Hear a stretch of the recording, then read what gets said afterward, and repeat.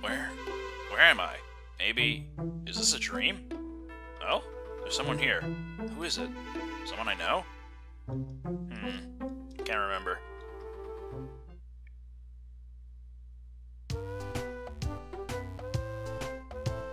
I think I dreamt something. I can't quite remember what that dream was about. Oh well, today's another day of rescues.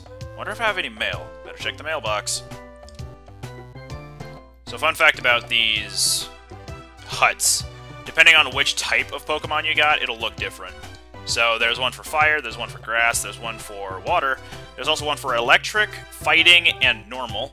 I believe you can also get Eevee, Pikachu, and Machop as starters. I don't remember if it was in this game or the next game where Skitty is also an option.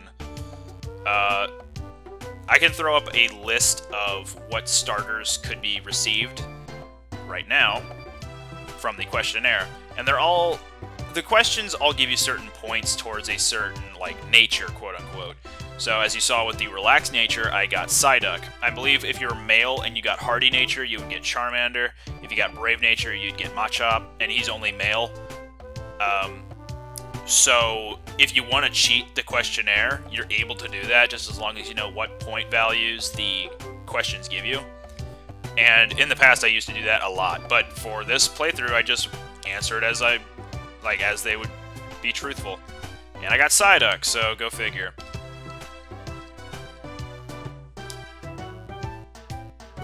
Good morning, Woodygeek. Aren't you up early? Oh, so you checked the mailbox. So was there anything? Were there any rescue requests? Huh? Empty? I suppose so. We only just started, after all. Well, too bad. Want to go to Pokemon Square? I think if we go to the Pelipper post office, there will be jobs posted. Pokemon Square is over this way. Let's go. Best music. This is Pokemon Square. That's the Kecleon shop. You can buy and sell items there. That's Felicity Bank. You can save your money there. This is the Gulpin Link shop. Gulpin can link moves for you. Huh? What's linking? Well, if you link moves, you can use them at the same time. I think you should ask Gulpin if you want to know more.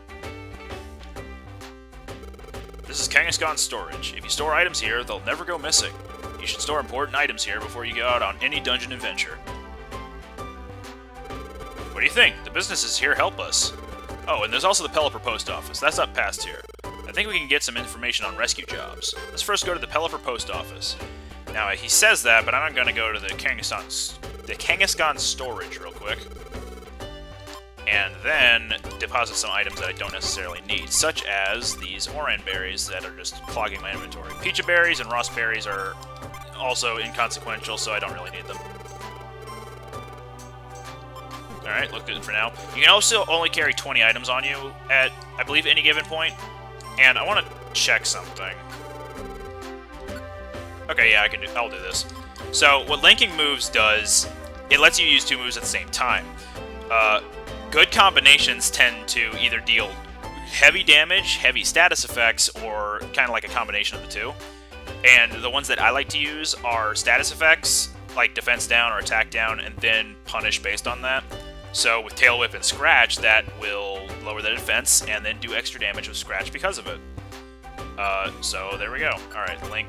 No, wait a minute. D-link. Alright, link those, and then exit. Pretty sure that... Whoops. Pretty sure that linked it. It's kind of ambiguous. Moves. Alright, they're good.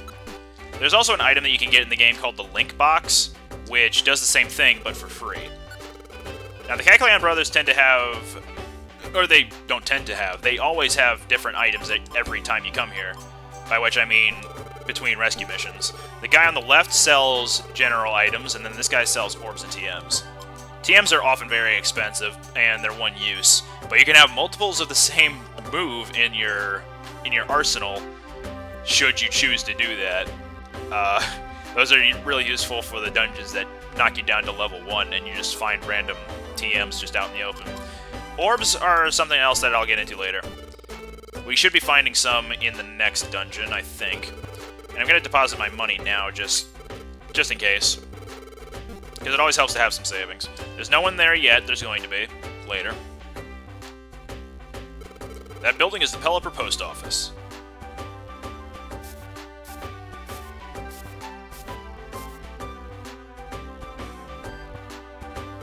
This is where information is gathered from Pokemon needing rescue in various locations.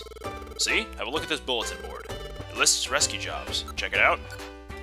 So here is our list of what's available to us. You can check what the mission objective is like. So the difficulty is E, meaning that once we complete it, it will give us minuscule, minor, like very little amount of rescue team points, which they contribute towards a rescue rank. And the higher you rank, the better jobs you'll be able to take on. That, or you'll get extra really cool items upon completion of certain missions. Though this one has the Reviver Seed, so for sure I'll take that. And one thing I like to do is, even though this quest reward is just like, it's also at Tiny Woods, so I can knock out 2 birds with 1 stone, get more rescue team points that way, and also get a Reviver Seed for doing this. I'll also take these just to have them. But later on, once we unlock more dungeons, these are going to be... I'm going to be skipping out on some of them just because you don't need to do all of them. Just any ones you want to do, you can. And the more rescue jobs you take between story events, the quicker the next one comes along. So that's the only other benefit to it. See, there were jobs listed, right? To do a rescue job, you first select it with Accept, then on the job list, choose the job, then confirm it with Take Job to go on that rescue mission. If you don't select Take Job, you can't do that rescue job, even if you go into the dungeon. Since we're just starting up, we should handle the jobs that are posted here. Our team name will get better known by doing that. I think that will bring job offers to our mailbox. And if you want to go on a rescue mission, choose the job on the job list, then select Take Job. Try to always do that before you leave. So in your job list, you can take job or delete them, in addition to checking out the information about it. But like Charmander said, make sure to take job, otherwise you can go to a dungeon and not do anything there. But Tiny Woods is a very small dungeon, and there are only 2 floors that missions could even pop up on. Missions in any dungeon will never appear on the first floor. So, in these really small dungeons, like Tiny Woods, you will only ever get B2 floor and B3 floor as mission objectives. Oops. But with the large dungeons, you'll have a number of possible floors that it can be on. There are also some missions that we will eventually see on that bulletin board where it says near a certain floor on this certain dungeon. In which case, you don't even need to go to that floor. All you need to do is show up with the item or something like... or I think it's usually just an item. And you just need to go to the dungeon, and you can use an escape orb, which lets you teleport out of the dungeon, and you've completed the mission. So that's one way to cheese it. Alright, so that's one rescue objective down, and the last one is right there, right in front of us, go figure. So once you've completed all of the mission objectives, you are free to leave without any repercussion.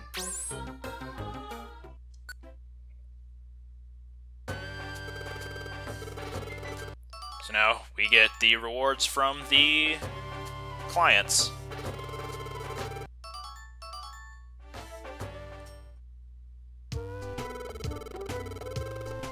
At the end of every day, Charmander tends to say the same thing, or your partner, whoever it is. So I just tend to skip it.